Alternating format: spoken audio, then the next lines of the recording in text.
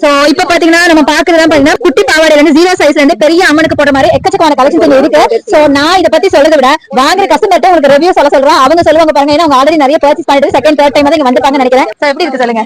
நல்லா இருக்கு, சூப்பரா இருக்கு. எப்பவுமே இங்க வாங்குவீங்களா? ரெகுலரா இங்க தான். சோ எப்படி நிறைய கலெக்ஷன்ஸ் வச்சிருக்காங்களா? கலெக்ஷன்ஸ் எல்லாம் நிறைய கலர்ஸ் நிறைய இருக்கா?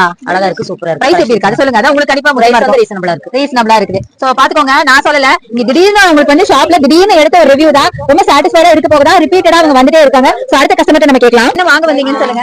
நாங்க எல்லா சாமிக்கும் Dress வாங்க வரோம். தேர்ட் டைம் வராங்க அப்படின்னா யோசிச்சுக்கோங்க. தேர்ட் டைம் வராங்கன்னா உங்களுக்கு பிடிச்சி போகதான் தேர்ட் டைம் வரீங்க இல்லையா? சோ பிரைஸ் ரேஞ்ச் எப்படி இருக்கு சொல்லுங்க. ஆவரேஜா நல்லா இருக்கு. நல்லா இருக்கு. ரீசனபிளா ஃபீல் பண்றீங்களா? கலெக்ஷன்ஸ் எப்படி இருக்கு? நிறைய வெரைட்டிஸ் இருக்கு. எல்லாத்துலயுமே நல்ல கலெக்ஷன்ஸ் இருக்கு.